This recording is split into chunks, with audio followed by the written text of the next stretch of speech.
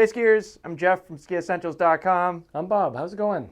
We got another new 2023 ski collection video this year. This year's been fun. Yeah, and I'm kind of noticing a trend with some of these collections. Totally. Yeah. Yeah, I think we picked up on this trend like way back in like November when we started, or Yep. even earlier when we started kind of getting word of new skis in development. Pretty much, well, not everybody, but a lot of manufacturers are making kind of lighter versions of their existing skis, which is a perfect way to describe this. Yeah, absolutely. So these are the 2023 Blizzard Hustle skis. We get 3 skis in the Hustle collection. We get a 9, which is the only ski that we don't have with us today. We have skied it, so you'll get to see footage and that kind of stuff. We get a 9. We get this Hustle 10 right here, and then we get that Hustle 11 over there. You probably are picking up on the similarities between the word hustle and Rustler. We have the 2023 Rustlers up here as well. So this is 9, 10, 11. The Rustlers do not change at all. We just get these new graphics, which I think are really cool. Yep. Probably my favorite Rustler graphics ever, I think. But that similarity between Rustler and Hustle extends beyond the name. These skis all share the same shape. Right. You would not know if you just put them, up next to each other and looked at the shape, the profile, the sizes. It's all identical. Right. So pretty similar to the conversation we had with Nordica and the Enforcer Unlimiteds. Yep. Those skis share the same shape as the existing skis. So yeah, very similar story here. It does feel a little different. There isn't as big of a weight difference in these skis as we saw on the Nordica side, and we can kind of get into that a little bit more as we go. But we've had these on snow for, I think two days now. 1 day down in Pico and another here at Stowe. So we've skied them quite a bit, not really quite enough to want to put out like a full review of them. Similar to when we did that Unleashed video recently. Right. Haven't quite skied them quite enough to really feel confident about putting out a review. Yeah. But we can certainly talk about these skis and how they feel. I've skied each one. I think you've skied each one. Have you? Yeah, I didn't get on this skipped one. the 11? Actually. Yep. Yep. Which is my personal favorite, and we'll get to that. I like the 10 too a lot, quite a bit. But before we get into some of the performance stuff, Bob, do you want to kind of talk us through what's going on in these skis, specifically differing from the Rustlers? Sure, Jeff.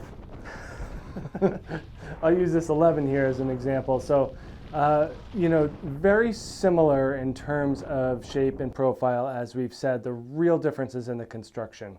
Yeah. We were expecting, as of last year, when Blizzard unveils 2023, to say, cool, we're going to get a Rustler with True Blend. We've seen True Blend come through in, Brahma, Bonafide, Black Pearl, and then recently, as of last year, with Thunderbird and Phoenix, they get the True Blend on-piste. True Blend Tour is now in their 0G85. So we were kind of expecting it to come through in Rustler. We weren't really foreseeing this come through. So We were like half right. we were half right. I would give us more than half right because 62% correct. So Freeride True Blend is the cord that they're using in Hustle skis. We are getting a mix of beech, poplar, and paulownia. So they're able to intertwine vertical stringers of wood in these skis in order to achieve a certain effect. So, 8 stringers of beech, that really does the heavy lifting with these skis, and we can talk more about weight in a minute here. And then we have 3 of poplar. The poplar is really energetic and snappy, and then 5 of paulownia. So paulownia is where we see our weight savings. So they're able to put those in this ski in a manner that makes it befitting of the Hustle name and kind of that touring / resort oriented style. And then in addition to that, we also see the removal of the metal. So we've always talked about this DRT metal plate in here, how that lines up really well with the rocker profile, goes full edge underfoot, so it really gives the Rustler skis that nice edge grip. For Yep. a ski that doesn't have full metal, I think we've always been impressed with how grippy it is. Yeah, especially the 9. Talked about that with the 9 quite Yeah, a bit. totally. And it extends up further into the ski Yep. and down through the tail versus the 11 where that metal starts lower and then ends lower. So it gets kind of squished into the middle of the ski. That's not found in here. They replace it with carbon.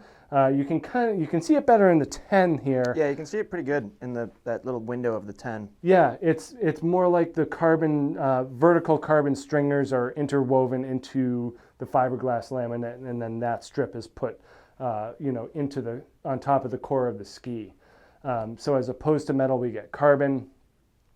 Works pretty well, and as we've kind of found over the years, these carbon applications seem to work better as we get wider in the ski. Yeah, that's true. Anything from a ripstick, that ripstick black, we're just like, wow, in a 106, this really works well. Something like that really just kind of seems like it works well in the wider skis. Hustles also get a skin tail notch, whereas Rustlers do not. A nod to their alpine touring intention. Right. So that's kind of the point here, is that you're taking these skis really anywhere you want to go. We talked about that extensively with the Unlimited series from Nordica, how they really kind of nailed that name, like, wow, you can really do it all. And then this kind of follows that same philosophy, especially in like substituting metal for carbon. Yep. We definitely see a lot of similarities between these two lineups. Yep. But other than that, it's the same shape. So if you've skied a Rustler 9 or a 10 or an 11 and say, wow, I really like this shape, I like how this thing hooks up, I like how it turns, you're not going to be terribly surprised by the performance of these. Yeah, just a little snappier, a little lighter on your feet. Yep. Without getting too much into performance. Also love the bases. Yeah, we get a little bit pinker with the 11. Yeah, I actually don't know if that's like an optical illusion with the pink sidewalls. Maybe. I've been thinking about that. I feel like it is. Huh. Yeah, now yours looks pinker. Right. No, it's but orange is kind of like the Blizzard Technica team color. Yep. So I think it's really cool that they put these bases on it, and comes out really good in photos too. I don't know if you've seen any. Yeah, I looked Blizzard. at that latest gallery. Killer ones, which we'll throw into this video so you guys can kind of see how cool the skis look on snow. But yeah, I think that's about it for construction. Yeah. It's a pretty easy conversation. It's a Rustler, but you drop the metal and you gain true blend. And, kind of the overall thought was, how much weight do you lose and what does that do to the performance of the ski? Yeah. That's kind of what a lot of the write-up was about, was how do these changes affect, the intent of the ski, the application of the ski? Yep. And what does that mean for not just, this person who skis a Rustler 9 as an all-mountain everyday ski versus someone who wants to use it for touring and inbound skiing. So where are we drawing this line? Definitely more of a philosophical question, marketing related as well. Right. What are they made for? Does it translate to snow? And what's the range? Right. Where do we start and where do we stop with skiers? And I feel like we have, even only having skied them 2 days thus far, I feel like we've got a pretty good idea of where that line is going to be. Yeah. But it's kind of a blurry line right now. And I feel like after, another week or so of solid testing on them, we'll have a pretty good sense of where you draw that line. Yeah. And I think it differs for each model. And I think that's a good segue to just talking about each model and kind of the differences that we're feeling so far. Yeah, let's start with that 9 there. Yeah, so starting with this 9, I mentioned that we don't have the Hustle 9 up here, but we do have this Rustler 9. The Hustle 9 looks great. It's blue. It kind of looks, kind of got Rustler 10 color vibes. But I'm curious in your thoughts on this, Bob, but I felt the biggest difference between the Rustler 9 and the Hustle 9, and maybe that's where it's the easiest to differentiate between resort use and non-resort or touring application, like more heavy on the touring side.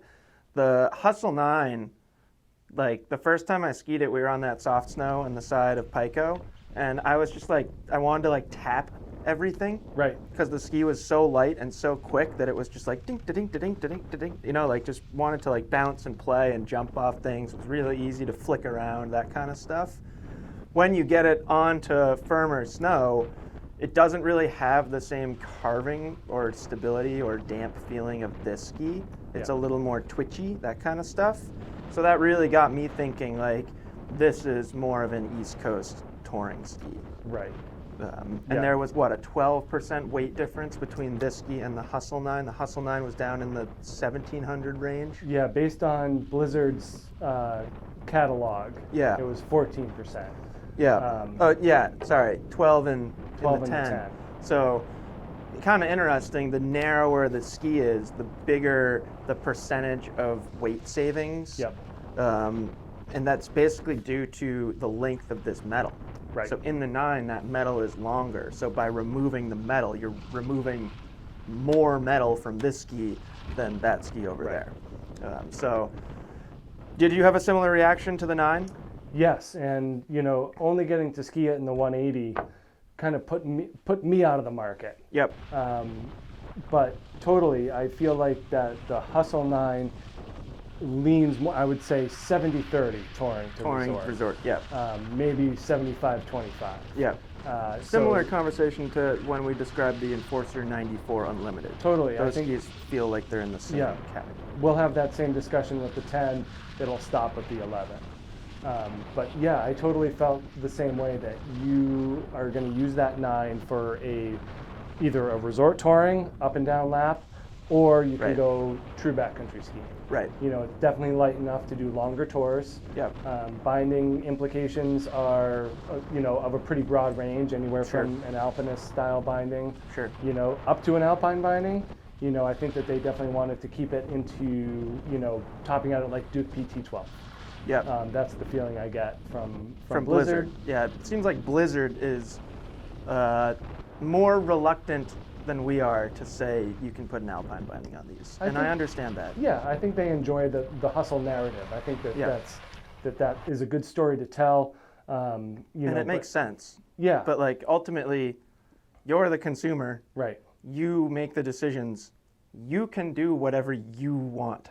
Right. And Bob and I, we take that concept pretty seriously for our own equipment. Correct. We make the decisions that we create the setup that we want out of the stuff that's available. Yeah. So you can do the same. Yeah, and I think that so for Hustle 9, that touring application is heavy. For a resort skier, I think that they are more in the intermediate, mellower skier. Yeah. But there's no reason that that skier couldn't ski a Hustle 9 every day at the resort with an alpine binding and alpine boots. Yeah, So- it's heavier than a Core 93. Right, So it's not like the lightest thing in the world. right. If you're only judging touring capabilities on weight, then then it's not what it's supposed to be. You know, it can be anything.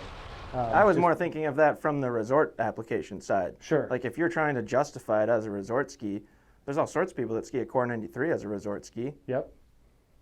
Yeah, I mean it's totally capable of performing in that realm. Yeah. I think that the carbon or the lack of carbon or metal in the tips and tails of the Hustle 9 make it a little less consistent than like a Core 93. Sure. Yeah. From a flex perspective, but that doesn't mean that it's not going to work for that that skier that lines up well with it. But very light, very agile, very maneuverable, fantastic like East Coast tree touring ski. Yeah, you can put that thing anywhere. Like if you want to ski that thing in the trees, right, it'd be a great choice for that. Skin up, do a couple notch runs at Stowe, and then hop on the quad and do a couple resort laps. Yep.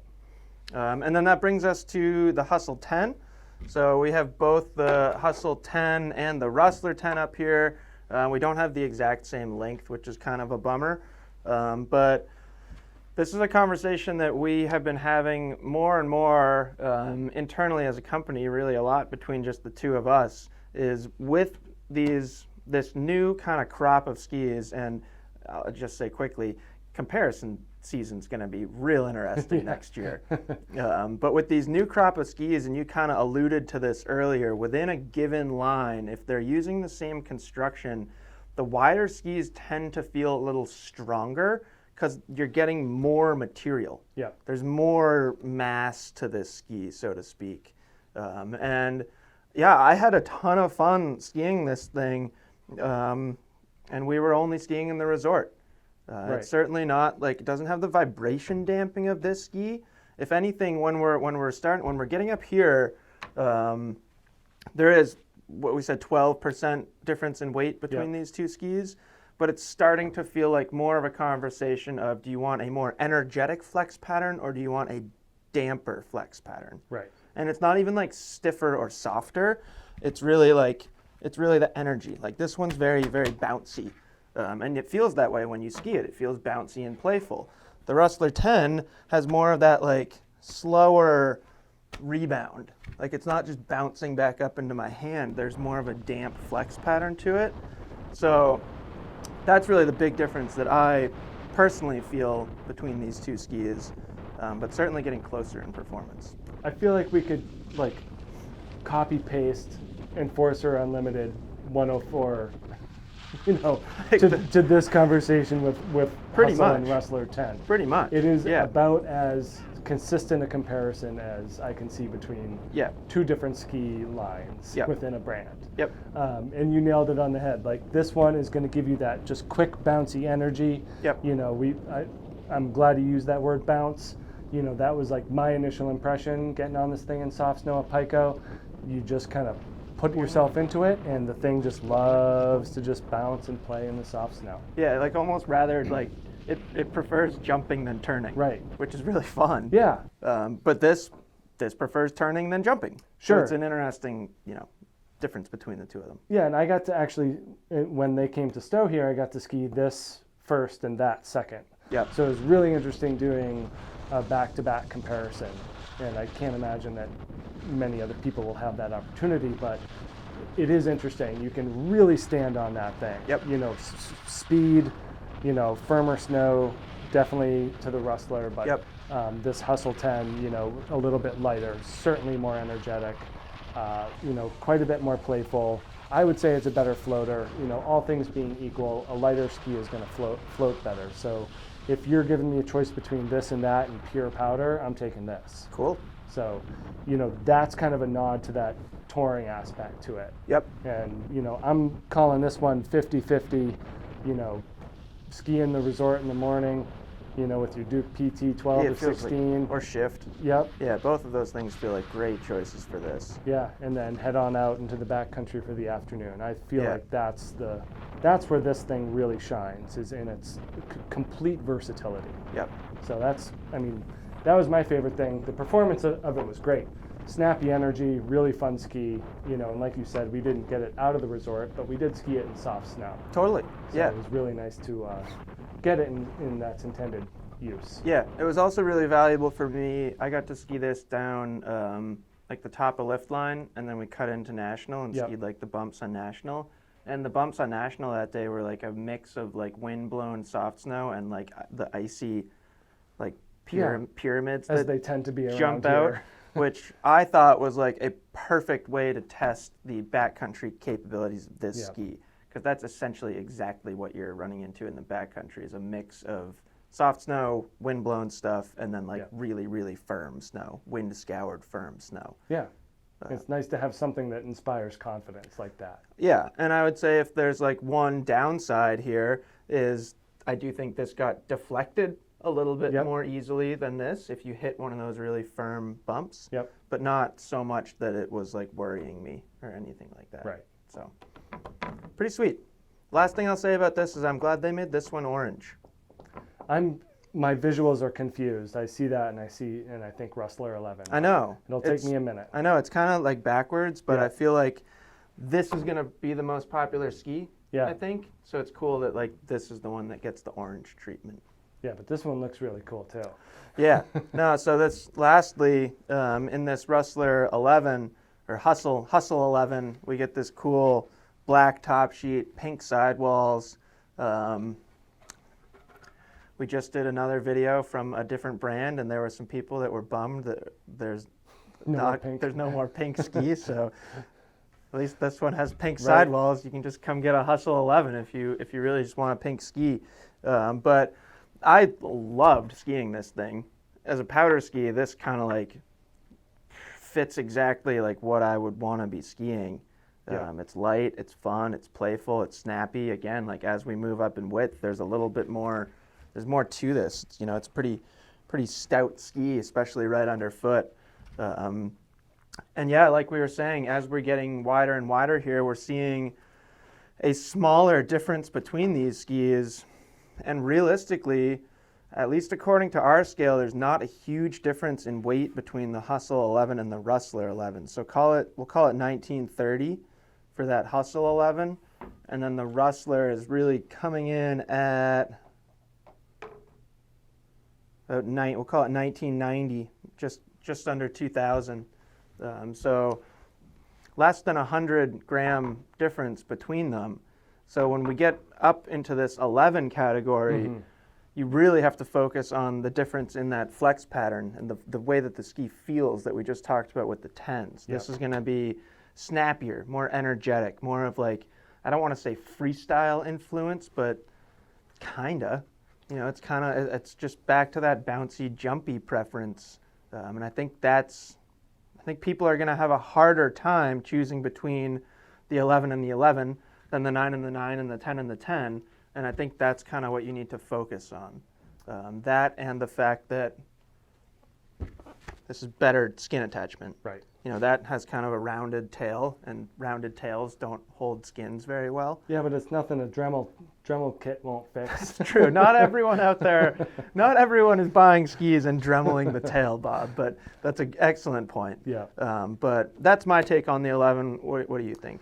Yeah, so I think we go from 75-25 to 50-50 to the other end of the spectrum, almost 80-20 backcountry. Or really like whatever you soft want. Snow. I think snow conditions trump, actual touring intent. versus resort. Yeah. I think as long as there's powder out there, you take this thing anywhere, you're gonna have a blast. Yeah, 100%. Since there's not such a weight savings, it's hard to say this is a better touring ski than this.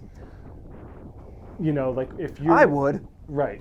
I'll say that, but I know what you mean. But if you don't really care about that extra 100 grams and you want that metal, if you're doing, kind of, I would say more technical skiing and you want the grip, you want the edge grip underfoot. Yeah. You want that extra amount of dampness at speed through choppy snow. Yeah. Then sure, hike up in this thing. But I think for fresher and softer snow, this is going to be a better choice. Yeah, and I see, just standing here holding this ski and kind of thinking about it, I see a pretty darn big range of applications for this thing. Right. Everything from like lightweight tech binding and using it as a touring powder ski, because like realistically, you're not going to get super light with anything you choose for a touring ski. If you want this width, like there's going to be some weight to them. So if you want to keep it really, really light, just put a full tech binding on here and have it be a true dedicated backcountry setup. Kind of the other side of it is that shift Duke PT, where like then it doesn't matter. Then that ski, you're just looking for soft snow. Right. Like where can I find soft snow? Am I touring for soft snow? Great. Did it dump at the resort? Great. I'll just go do that. Yep. Don't pass up powder for powder. That's correct. So that's kind of how I think about this ski. Yeah, and like a Pivot 15 Raw would look great on this thing too. With the full-on Alpine boot, you could have a great time. Yeah, is Pivot 15 Raw? Is that the best match? I don't know, and that 115 brake would fit really well on there too. And that doesn't fit well on a lot of skis. All right. Yeah. But it would be a real nice color match. I'm gonna have to think more about that. There's got to be a tech binding that's got some pink in it. Probably. Can somebody make a tech binding that's black and pink? Because that's what this thing is screaming for. Yeah, the idea and the intent is that you're not just using the ski in a vacuum, but you're pairing it with these boots and bindings that make the whole setup better for touring. Right. So that's kind of the idea, and I think it works well. Right. Like, do you go Cochise 130 and Duke PT, or do you go like a super light boot Yeah. and a tech binding? Right. And I think there's a big range there in how you can kind of customize the ski Yeah. to what you're going to use it for. Yeah, and these are just the fun part of the equation. The ski? Yep. Ski's the most fun part for sure. Yeah. That's why we talk about them all I the know. time. So that's it. That's the new Hustle collection from Blizzard. Definitely excited to put out a full review on one of these skis. Let us know in the comments if there's one ski that you'd like us to review first. I think it'd be interesting if we crowdsourced the first Hustle that we review. If they choose this, they could then choose a powder day for us to ski them on too. Yeah, if you choose 11, you also have to schedule some powder days for us. So that'd be great. That's it. Bob, anything you want to end with? Nope, just always interesting seeing kind of where, marketing and intent meets reality. Yep. And who's going to really choose this, and what's the range of skier, and really where's the top and the bottom of people, and what their thought making process is. I always find that fascinating. It'll be fascinating next season to look for Hustle and Rustler skis and lift lines and just see what the binding match is. It's already my favorite game, is what ski and binding did all of these people choose. Right. And this is going to be a really fun new player in that game. Yeah, I agree. So we'll talk to you soon, and we'll see you guys out there on the slopes. Bye.